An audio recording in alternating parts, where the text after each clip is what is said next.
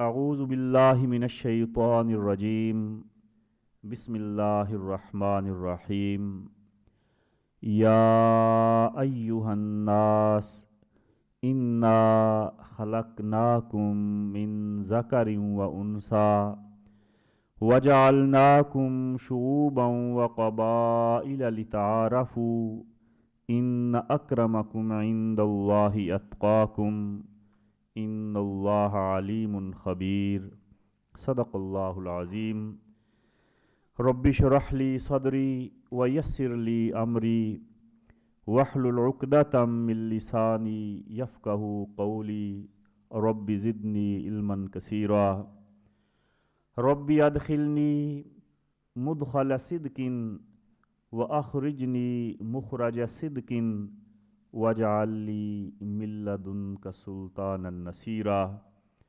अल्लाहुम्मा सल्लि अला सय्यिदिना व मौलाना मुहम्मदिन अब्दिका व रसूलिक व सल्लि अला जमीइल मुमिनीन वल मुमिनात वल मुस्लिमीन वल मुस्लिमात। ख़वातीन व हज़रात, हाज़रीन व सामीन, आज अल्हम्दुलिल्लाह 17 रोज़ा कुरान आसान कोर्स का 15वां दिन है और सूरह हुजरात का आज 5वां दर्स है। आज के दर्स के साथ ही इंशाअल्लाह सूरह हुजरात मुकम्मल हो जाएगी और उसके बाद हम सूरह मुल्क के दुरूस का आगाज़ करेंगे। आपने पिछले 4 दरसों में सूरह हुजरात की तालीमात सुनी कि किस तरह अल्लाह रब्बुल आलमीन अपने बंदों की तरबियत करता है, उनके अखलाक को, उनके किरदार को संवारता है, उनकी शख्सियत की तामीर करता है, उनके रवैयों को बदलता है। और फिर ये दर्स देने के लिए अल्लाह ने अपने महबूब पैगंबर सल्लल्लाहु अलैहि वसल्लम को मबूस फरमाया, जिनकी अपनी ज़ाती ज़िंदगी इन तमाम औसाफ से मुज़य्यन थी, जो आला अखलाक की बुलंदियों पर फाइज थे। इन्नका लाला खुलुकिन आज़ीम, जो खुल्क अज़ीम के पैकर थे। ये कुरान ना भी नाज़िल होता, लोग सिर्फ नबी कायनात सल्लल्लाहु अलैहि वसल्लम की सीरत तजबा को ही देख लेते, कौनैन के ताजदार के अखलाक और किरदार को ही देख लेते, तो उनकी इस्लाह और तरबियत के लिए तो यही काफ़ी था। लेकिन अल्लाह ने हमारी हदायत के लिए कितना ज़बरदस्त इंतज़ाम फरमाया। एक तरफ अपना महबूब भेजा, जिनके अखलाक और किरदार बुलंदियों की इंतहा को पहुँचे हुए कि दुश्मन भी मोतरफ़ हैं। बदतरीन दुश्मन जो जान के दुश्मन हैं, वो भी आपको सादिक और अमीन कहते हैं, बाहया और बावफा कहते हैं, साहिब जूदो सखा और साहिब सिद्को वफा कहते हैं, फ़ैसले आपसे करवाते हैं, अमानतें आपके पास रखवाते हैं। ये अखलाक की बुलंदी है।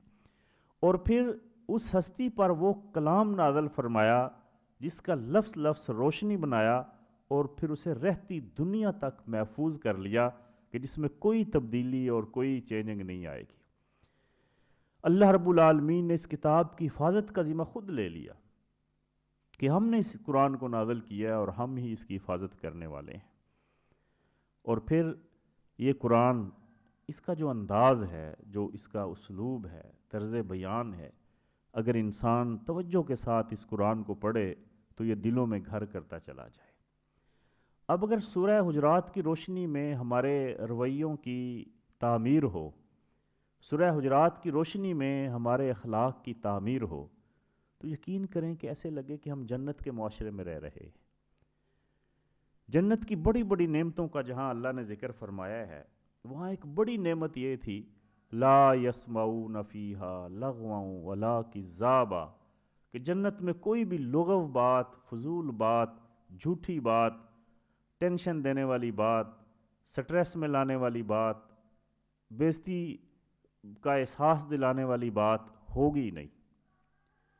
तो सूरह हुजरात तो हमें वो तालीमात दे रही हैं कि सूरह हुजरात पर अमल करने के बाद हम इस दुनिया में ही अपने अखलाक को, अपने रवैयों को, अपनी गुफ्तगू को, अपने सारे तरीक़ों को इतना खूबसूरत बना सकते हैं کہ ہماری حرکتوں سے یا ہماری زبان سے کسی شخص کو ذرہ برابر بھی دکھ اور تکلیف نہ پہنچے۔ جہاں اللہ رب العالمین نے اس سے پہلے 6 بڑی صفات کا ذکر کیا ہے جس سے انسانی رویوں میں تلخیاں پیدا ہو سکتی ہیں، ان کو ختم کیا ہے۔ اور آگے آج کے زیر درس میں جو پہلی آیت ہے اس میں جو اللہ رب العالمین نے بات فرمائی وہ یہ کہ حسب و نسب کی بنیاد پر، خاندان اور قبیلے کی بنیاد پر جو لوگ فخر کرتے ہیں کہ میں فلاں قبیلے کا اور میں فلاں برادری کا اور میں فلاں خاندان سے تعلق رکھتا ہوں، میرا مقام اور میری شان بڑی بلند ہے، فلاں چھوٹی برادری سے تعلق رکھتا ہے اس کا مقام چھوٹا ہے، یہ جو انسانوں کے درمیان ایک اونچ نیچ کا تصور پیدا کیا گیا، انسانوں کے درمیان برتری اور کمتری کا جو تصور پیدا کیا گیا ہے، اللہ رب العالمین اس کی جڑوں کو کاٹ رہے ہیں اور فرما رہے ہیں کہ تم تو ایک ہی آدم اور ایک ہی حوا کی اولاد ہو۔ اس لیے خاندان کی بنیاد پر، برادریزم کی بنیاد پر، رنگ و نسل کی بنیاد پر فخر کرنا اور اپنے آپ کو دوسرے سے بہتر سمجھنا، یہ بھی ایک جہالت ہے۔ فرمایا اعوذ باللہ من الشیطان الرجیم بسم اللہ الرحمن الرحیم یا ایہا الناس انا خلقناکم من ذکر و انثی وَجَعَلْنَاكُمْ شُعُوبًا وَقَبَائِلَ لِتَعَارَفُوا إِنَّ أَكْرَمَكُمْ عِندَ اللَّهِ أَتْقَاكُمْ إِنَّ اللَّهَ عَلِيمٌ خَبِيرٌ۔ اے دنیا جہان کے لوگوں، اچھا اس سے پہلے جب اللہ تعالیٰ مخاطب کر رہا تھا لوگوں سے تو اللہ رب العالمین صرف ایمان والوں کو مخاطب کر رہا تھا۔ یا ایھا الذین آمنوا لا یسخر قوم من قوم عسیٰ، اے ایمان والو تم آپس میں ایک دوسرے کا مذاق نہ اڑاؤ، اے ایمان والو، اے ایمان والو۔ لیکن یہاں اب ایمان والوں کی بات نہیں کی بلکہ یا ایھا الناس، دنیا جہان کے سب لوگوں کی بات کی ہے۔ وہ دنیا کے کسی خطے سے تعلق رکھتے ہوں، کسی برادری سے تعلق رکھتے ہوں، کسی مذہب سے تعلق رکھتے ہوں، کسی قوم سے تعلق رکھتے ہوں، پوری انسانیت کو مخاطب کرتے ہوئے فرمایا یا ایھا الناس انا خلقناکم من ذکر و انثی، ہم نے تمہیں ایک مرد اور ایک عورت سے پیدا کیا ہے۔ تم سب آدم اور حوا کی اولاد ہو، اس لیے تمہاری نسل ایک ہی ہے، خون ایک ہی ہے، ایک ہی انسان کی اولاد ہو، تمہاری رگوں میں گردش کرنے والا خون وہ ایک ہی نسل کا خون ہے۔ وَجَعَلْنَاكُمْ شُعُوبًا وَقَبَائِلَ لِتَعَارَفُوا، تمہاری مختلف قومیں اور مختلف خاندان اور قبیلے وہ تو صرف اس لیے بنائے کہ تم ایک دوسرے کی شناخت کر سکو، ایک دوسرے کو پہچان سکو۔ لیکن حیرت ہے کہ انسان نے اپنی اس شناخت کو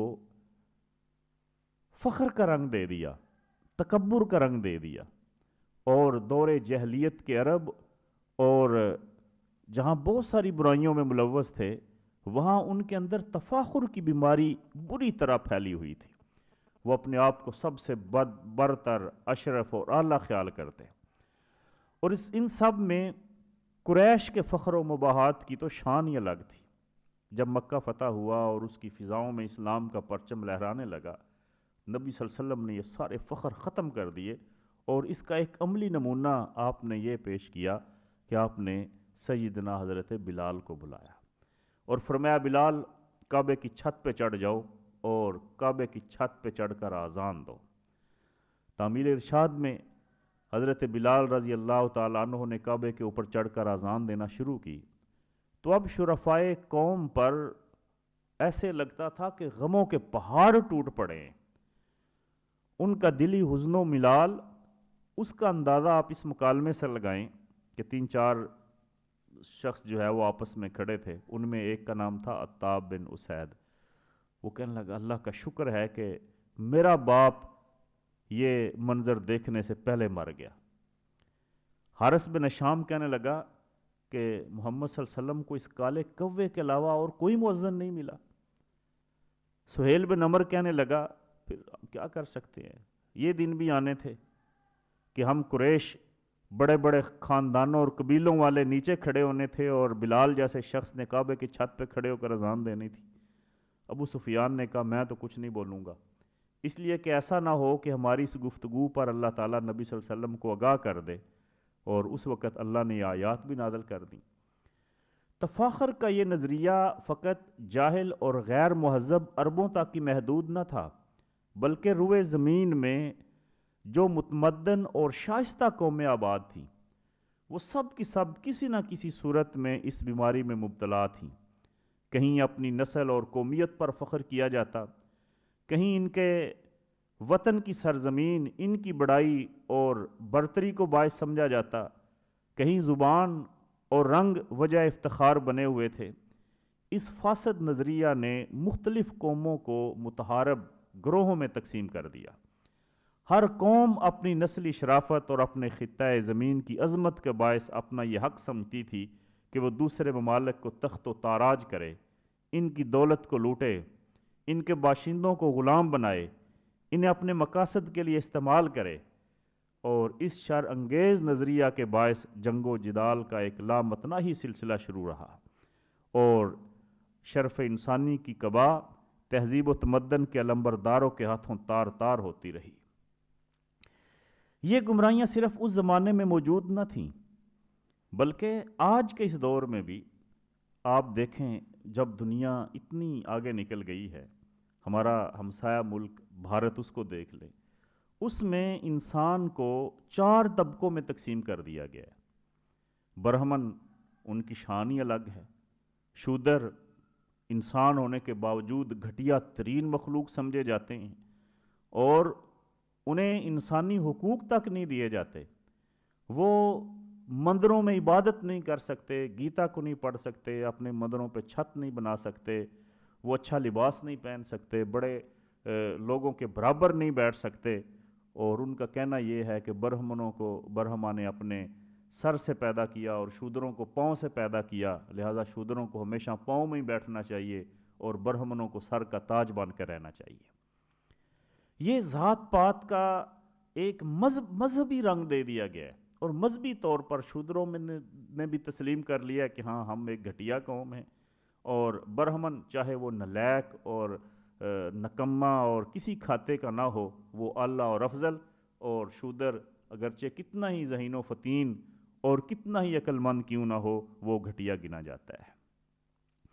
بلکہ اگر آپ ان ملکوں میں چلے جائیں جن ممالک کے بارے میں ہم کہہ سکتے ہیں کہ یہ ممالک تو بڑے کلچرڈ اور بڑے مہذب ملک ہیں، امریکہ جیسے ملک میں آج بھی جو گوروں کے ہوٹل ہیں وہ کالوں سے اس قدر نفرت کرتے ہیں کہ جو امریکہ کے اصل پرانے باشندے تھے جو کالے رنگ کے ہیں، انہیں ریڈ انڈین کہتے ہیں، وہاں کے ریڈ انڈین لوگوں کے خلاف گوروں کے دل میں جو حسد اور نفرت ہے اس کا اندازہ آپ اس سے لگائیں کہ کئی مقامات اور ہوٹلوں پہ باقاعدہ لکھا جاتا ہے کہ یہاں ریڈ انڈین نسل کے لوگ اور کتے داخل نہیں ہو سکتے، کتوں کا اور کالوں کا داخلہ ممنوع ہے۔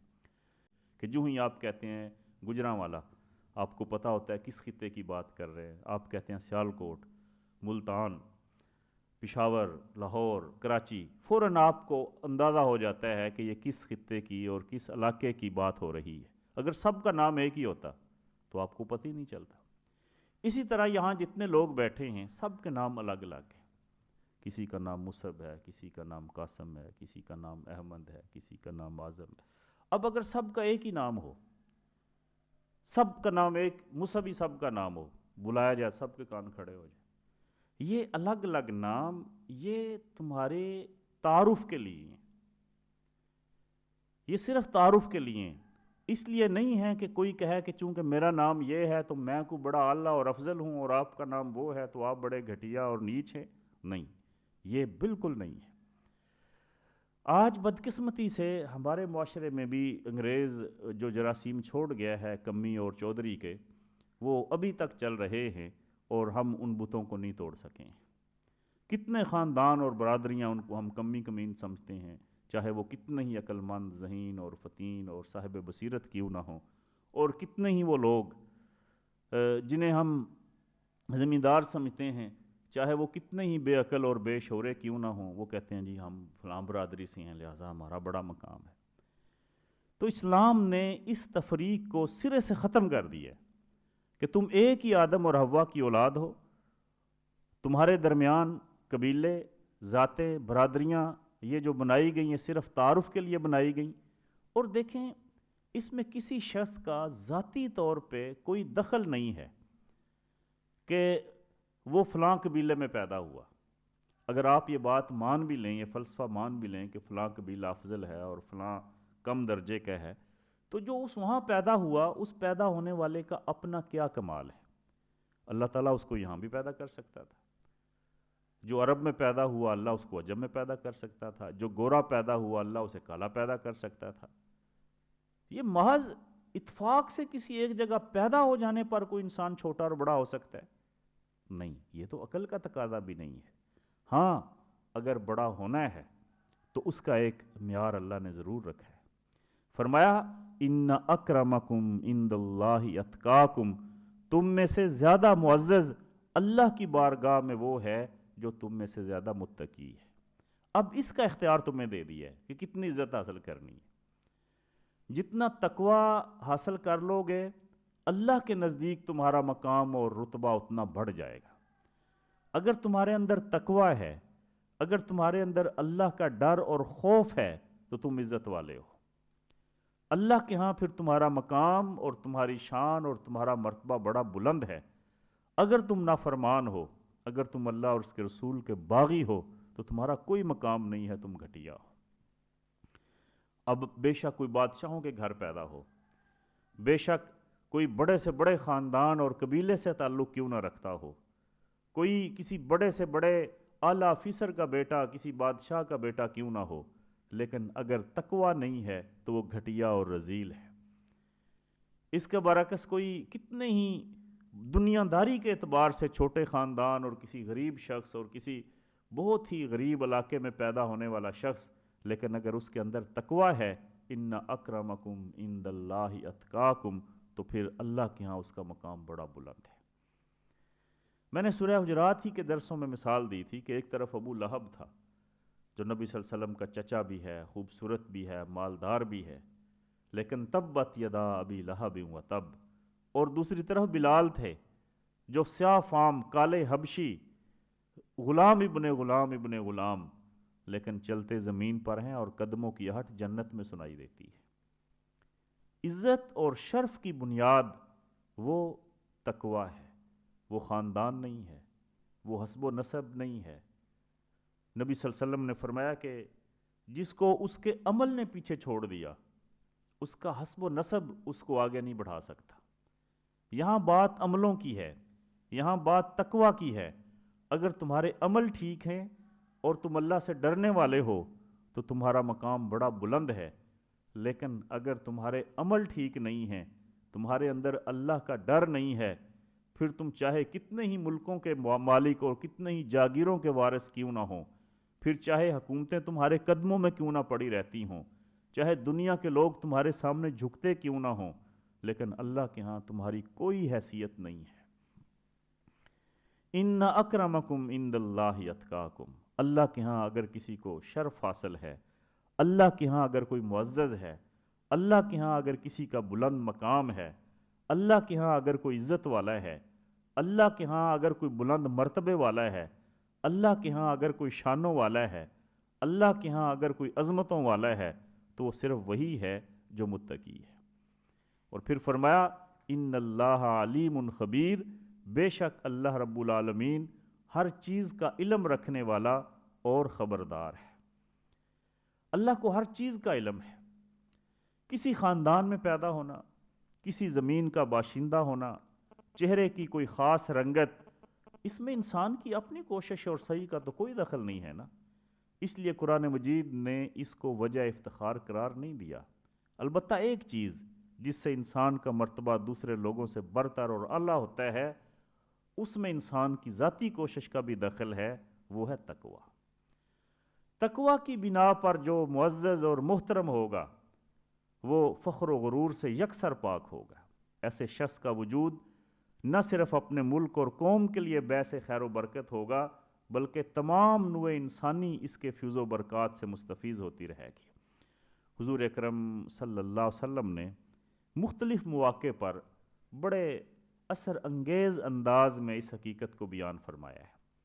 فتح مکہ کے دن حضور صلی اللہ علیہ وسلم اپنی اونٹنی قصوہ پہ سوار ہو کر آپ نے طواف کیا۔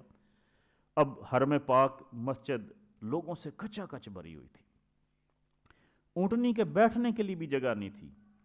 حضور صلی اللہ علیہ وسلم کو لوگوں نے بازوؤں کا سہارا لے کر اونٹنی سے اتارا۔ حضور صلی اللہ علیہ وسلم نے خطبہ ارشاد فرمایا۔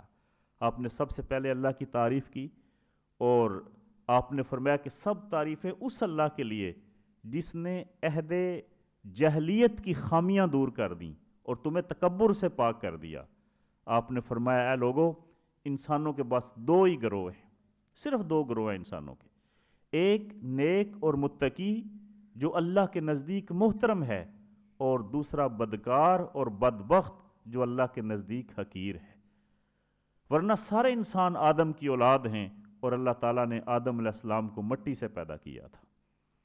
یعنی اب دو ہی گروہ ہیں، ایک نیکی اور متقی لوگوں کا اور ایک بدکار لوگوں کا۔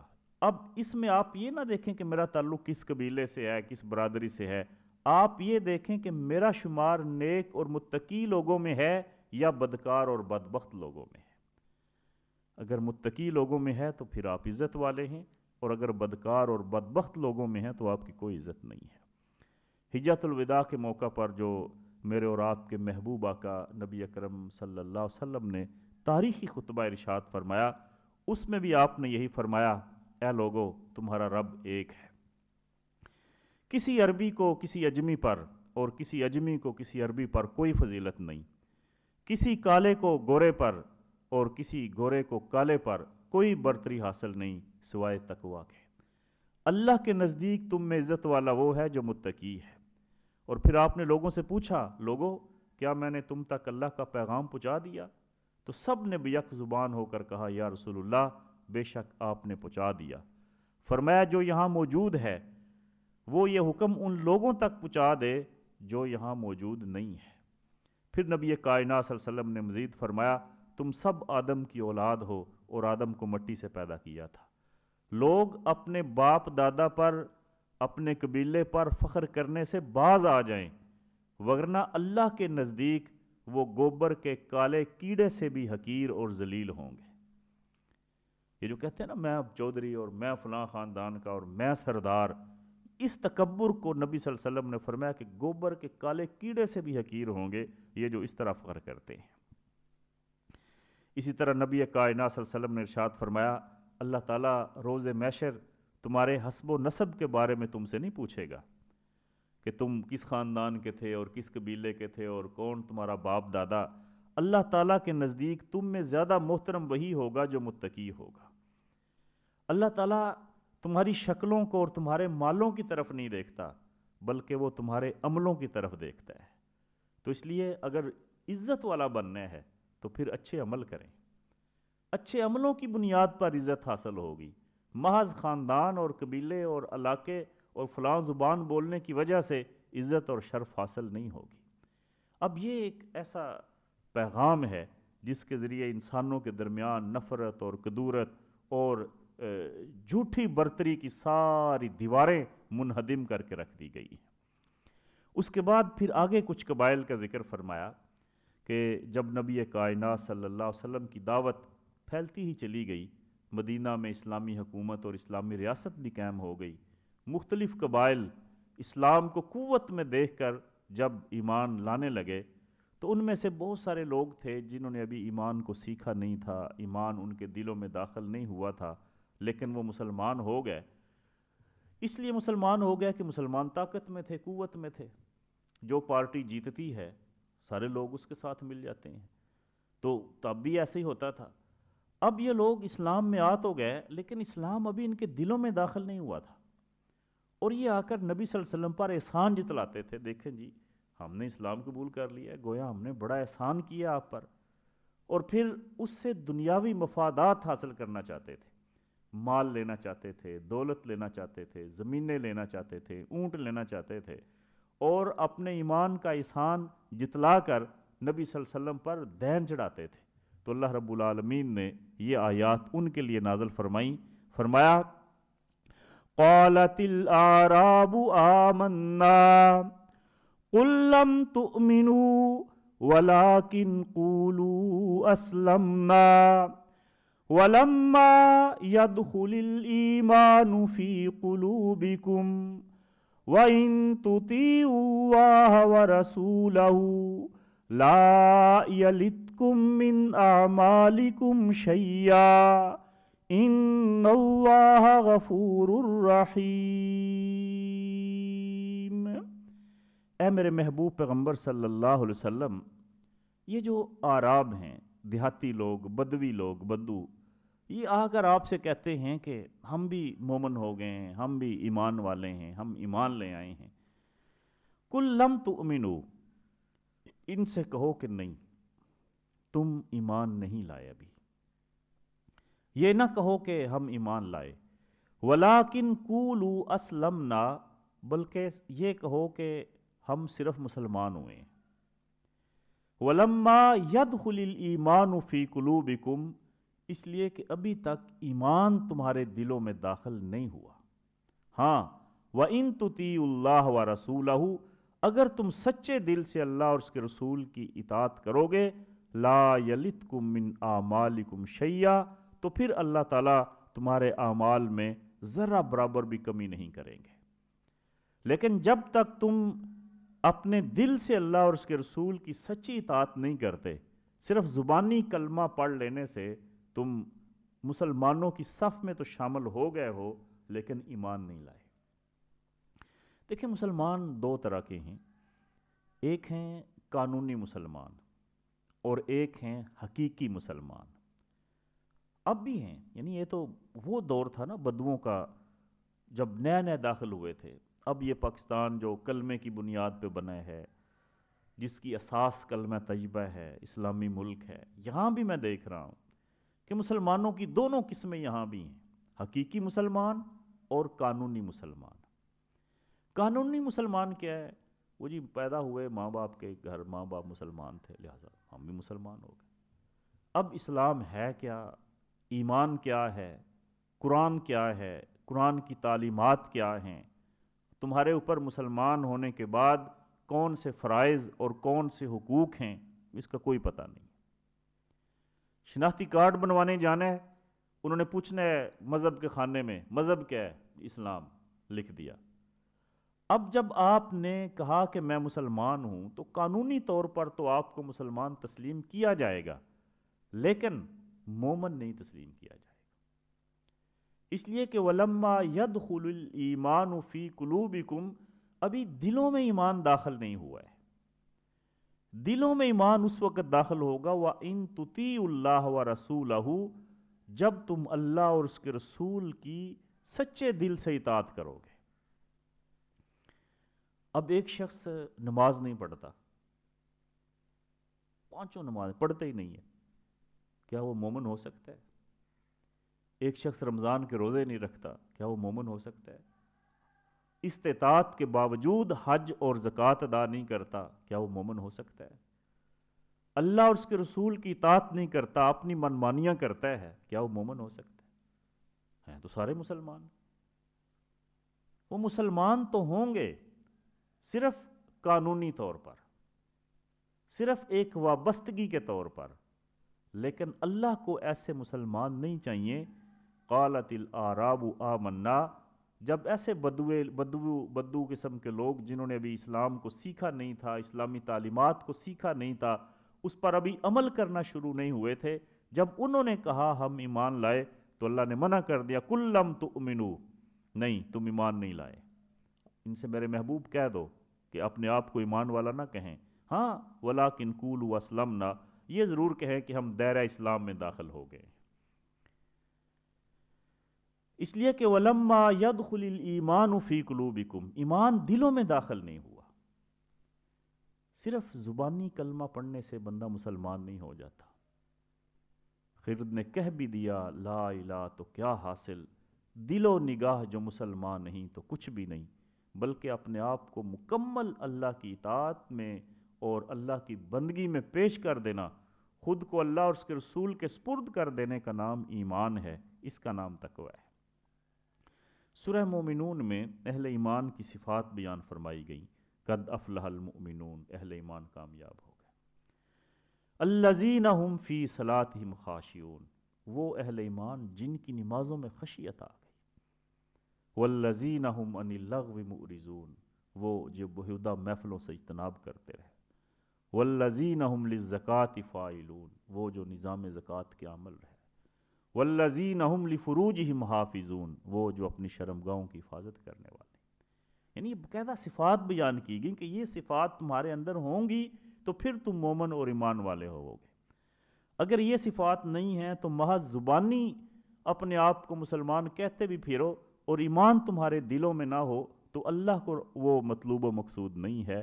ہاں، اگر تم ایمان لے آؤ، اللہ اور اس کے رسول کی سچی اطاعت کرو، پھر اللہ کا یہ وعدہ ہے لا یلتکم من اعمالکم شیئا، اللہ تعالیٰ تمہارے اعمال میں ذرہ برابر بھی کمی نہیں کرے گا، بالکل ذرہ برابر بھی کمی نہیں ہوگی۔ ان اللہ غفور رحیم، وہ تو بڑا بخشنے والا اور رحم کرنے والا ہے۔ قبیلہ بنو اسد کے لوگوں کے بارے میں یہاں اشارہ کیا گیا کہ ایک سال وہاں قحط پڑا اور بارگاہ رسالت میں حاضر ہو کر وہ یہی دعویٰ کرنے لگے کہ ہم مسلمان ہیں لہٰذا ہمیں مالی امداد دی جائے، جبکہ ان کے دل نور ایمان سے محروم تھے۔ انہوں نے مدینہ کے راستوں کو غلاظت سے بھر دیا، حضور صلی اللہ علیہ وسلم کی خدمت میں آ کر عرض کرتے کہ ہم اپنے بال بچے لے کر آپ کے پاس آ گئے ہیں، دوسرے قبائل کی طرح ہم نے آپ کے ساتھ جنگ نہیں کی، اس لیے آپ ہماری ضروریات پورا کریں۔ وہ اصل میں حضور پر احسان جتلاتے تھے۔ اس کے علاوہ اور بھی کچھ قبائل تھے جس میں مزینہ، جزینہ اور اسلم قبائل جو احسان جتلاتے تھے اور ایسی باتیں کرتے تھے، تو اللہ نے اپنے محبوب کو حکم دیا کہ انہیں فرمائیں کہ تمہارے دلوں نے ابھی تک ایمان قبول نہیں کیا ہے، تم فقط دنیاوی مفاد حاصل کرنے کے لیے اور قتل اور اسیری سے بچنے کے لیے مسلمانوں کی صفوں میں شامل ہوئے ہو۔ اگر اللہ تعالیٰ اور اس کے رسول کی اطاعت کو اپنا شعار بناؤ گے تو تمہارے اعمال کا تمہیں پورا پورا اجر دیا جائے گا، لیکن اگر تم اللہ اور اس کے رسول کی اطاعت نہیں کرتے تو تمہارا زبانی دعویٰ ایمان اللہ کے نزدیک اس کی کوئی حیثیت نہیں ہے۔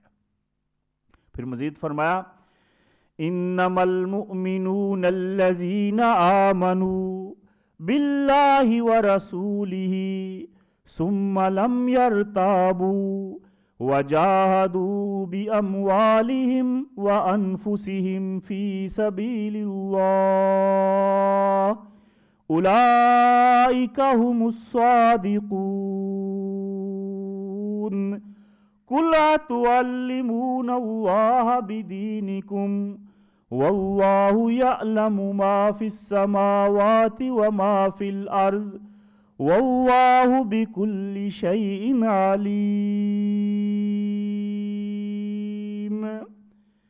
اب اللہ رب العالمین جو حقیقی مومن ہیں، اصل مومن، جن کو اللہ خود اہل ایمان کہہ رہا ہے اور جنہیں مسلمان ہونے کا اور اہل ایمان ہونے کا سرٹیفکیٹ عطا فرما رہا ہے، ان کی صفات بتا رہا ہے کہ انما المؤمنون الذین، سچے ایمان والے تو وہ ہیں آمنوا باللہ ورسولہ، جو اللہ اور اس کے رسول پر ایمان لائے، ثم لم یرتابوا، پھر شک میں نہیں پڑے،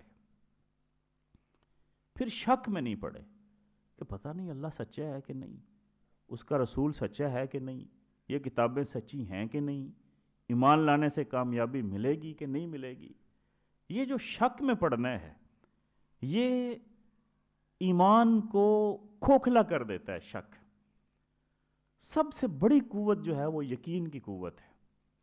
آپ کا ایمان اس وقت مکمل ہوتا ہے جب آپ کے اندر یقین مکمل ہوتا ہے۔ جب تک آپ یقین کی بلندیوں تک نہیں پہنچتے ایمان کھوکھلا رہتا ہے۔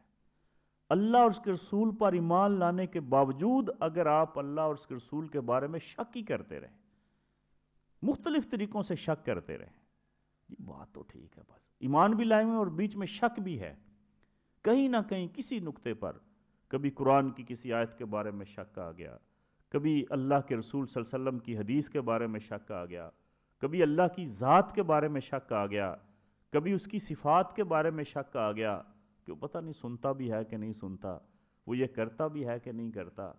اور مختلف طریقوں سے جب انسانی ذہن شکوک و شبہات کے اندر الجھا رہا، اس کے اندر یقین کی قوت پیدا نہ ہوئی، ایمان مکمل نہیں ہوا۔ ایمان کس چیز کا نام ہے؟ ایمان یقین کا نام ہے۔ یقین، جب انسان کے اندر پختہ یقین آ جاتا ہے، ان الذین قالوا ربنا اللہ ثم استقاموا تتنزل علیہم الملائکہ اللہ تخافوا ولا تحزنوا وابشروا بالجنۃ التی کنتم توعدون۔ جب لوگ کہتے ہیں اور لوگوں نے کہا کہ ہمارا رب اللہ ہے، پھر اس پر ڈٹ گئے، یقین کی قوت کے ساتھ ڈٹ گئے، پھر آندیاں آئیں، طوفان آئے، پھر مخالفتیں ہوئیں، پھر دشمنیاں ہوئیں، پھر ان پر مختلف قسم کی آزمائشیں آئیں، کوئی بھی ان کے پایا استقلال میں لغزش پیدا نہ کر سکی، ان کے پاؤں متزلزل نہیں ہوئے، ان کے قدم ڈگمگائے نہیں۔ لیکن یہاں کیا ہے، تھوڑی سی بات ہوتی ہے شک میں پڑ جاتے ہیں، قرآن کے بارے میں شک، حدیث کے بارے میں شک، اللہ اور اس کے رسول کے بارے میں شک، قیامت کے بارے میں شک، قبر میں پوچھے جانے والے سوالات کے بارے میں شک، کرامن کاتبین کے بارے میں شک، علماء کے بارے میں شک، جو ہدایت کی طرف دعوت دے رہے ہیں، بلا رہے ہیں، اولیاء کرام کے بارے میں شک، اپنے شیخ کے بارے میں شک۔ یہ جب تک آپ کے ذہن میں شک کی بیماری موجود ہے، ایمان کی حلاوت آپ کو نہیں مل سکتی ہے۔ ایمان کا لطف تب آتا ہے اور ایمان مکمل تب ہوتا ہے جب انسان کا یقین پکا ہو جاتا ہے، ثم لم یرتابوا، پھر وہ شک میں نہ پڑے، اور پھر اللہ اور اس کے رسول پر ایمان لانے کے بعد اپنی ہستی اور اپنی ذات کو ختم کر دے، کہے کہ میرا کچھ نہیں، سب کچھ میرے اللہ کا ہے۔ ان صلاتی و نسکی و محیای و مماتی للہ رب العالمین، میری نماز، میری قربانی، میرا جینا، میرا مرنا سب اللہ کے لیے ہے۔ ثم لم یرتابوا، شک میں نہ پڑے، وجاہدوا باموالہم وانفسہم، اور اللہ کے راستے میں اپنے مالوں کے ساتھ اور اپنی جانوں کے ساتھ جہاد کرتے رہے۔ جہاد کے بغیر ایمان مکمل نہیں ہوتا۔ جہاد کہتے ہیں اللہ کے راستے میں جد و جہد کرنا، کوشش کرنا، محنت کرنا، اور یہ جد و جہد یہ مالوں کے ساتھ بھی ہے فی سبیل اللہ، اللہ کے راستے میں، اور جانوں کے ساتھ بھی ہے۔ قتال بھی جہاد ہے، جب وقت آئے قتال کا تو دشمن کے خلاف سینہ سپر ہو جانا، یہ بھی جہاد ہے۔ آپ اللہ کے دین کی عظمت کی خاطر، تبلیغ کے لیے، اللہ کے دین کی دعوت کو پھیلانے کے لیے، ایمان اور تقوی کے لیے، اسلام کی سربلندی کے لیے جو بھی جد و جہد کرتے ہیں، جو بھی کوشش کرتے ہیں، اسلام اسے جہاد سے تعبیر کرتا ہے۔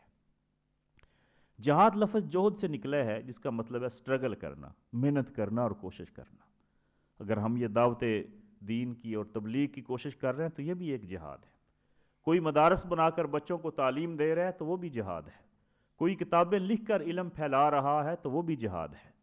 کوئی یتیموں کی پرورش کر رہا ہے تو وہ بھی جہاد ہے۔ ہر وہ کام جو آپ اللہ کو راضی کرنے کے لیے، اللہ کے رسول کو راضی کرنے کے لیے کر رہے ہیں، وہ جہاد ہے۔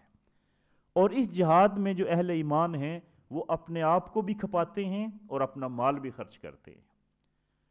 جو اللہ کے راستے میں اپنا مال خرچ نہ کرے، اللہ کے راستے میں اپنا وقت نہ نکالے، شک میں پڑا رہے، اللہ کہتا ہے کہ ایمان اس کے دلوں میں بھی داخل نہیں ہوا، وہ اپنے آپ کو مومن نہ کہے۔ اگر سچا ایمان والا بننا ہے تو اللہ اور اس کے رسول پر ایمان لانے کے بعد اپنے اندر یقین کی قوت پیدا کرو، پھر اللہ اور اس کے رسول کے راستے میں جہاد کرو۔ اولئک ھم الصادقون، یہ سچے لوگ ہیں۔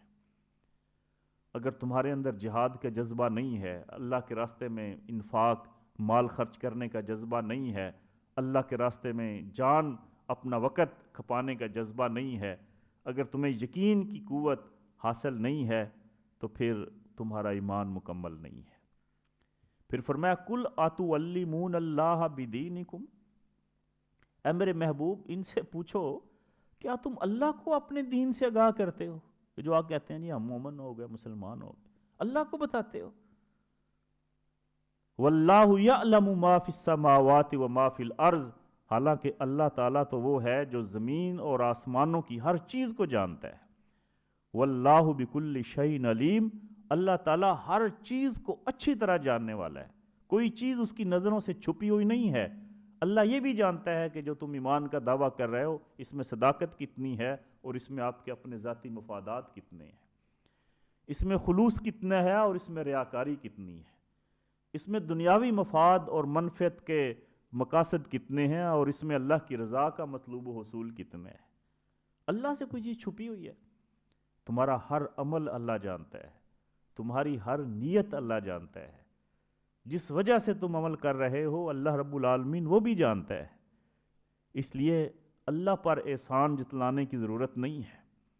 فرمایا یمنون علیک ان اسلموا قل لا تمنوا علی اسلامکم بل اللہ یمن علیکم ان ہداکم للایمان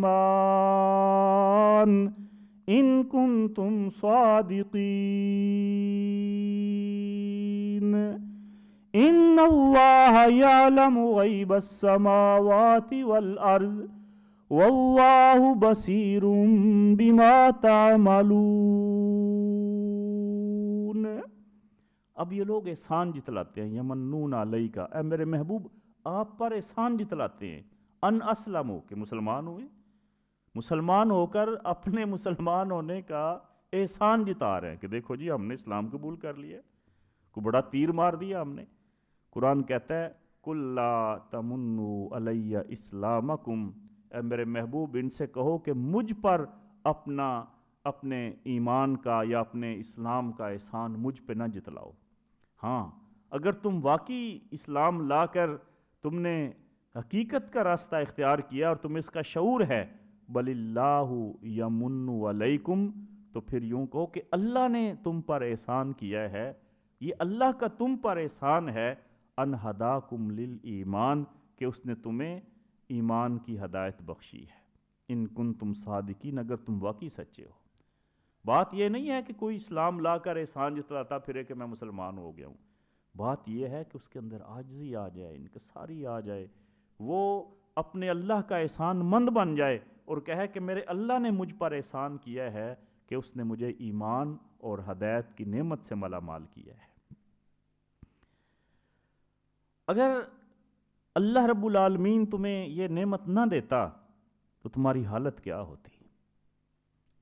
عرب کے یہ بدو، عرب کے بادیہ نشین قبائل اسلام قبول کرتے ہیں اور پھر آ کر احسان جتلاتے ہیں کہ دیکھو ہم نے اپنا آبائی دین ترک کر دیا ہے اور آپ کا دین قبول کر لیا ہے، ہم نے غیر مسلم قبائل سے اپنے دیرینہ تعلقات آپ کی خاطر توڑ دیے ہیں، لہٰذا آپ ہمیں اب اناج دو، آپ ہمیں اب سواریاں دو، آپ ہمیں یہ چیز دو، وہ چیز دو۔ یہ جو ان کا مائنڈ سیٹ تھا، اللہ تعالیٰ نے اس غلط فہمی کو دور کر دیا کہ تمہارا احسان نہیں ہے کہ تم نے اسلام قبول کیا ہے، بلکہ بات یہ ہے کہ تم پر اللہ کا احسان ہے کہ اس نے تمہیں اسلام قبول کرنے کی توفیق عطا فرما دی ہے۔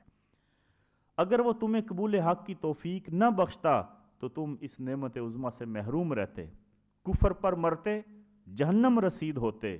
لہٰذا یہ احسان نہ جتلاؤ بلکہ اپنے رب کے اس فضل و کرم پر سجدہ ہے شکر بجا لاؤ کہ آج تمہارا شمار غلامان مصطفیٰ صلی اللہ علیہ وسلم میں ہو رہا ہے۔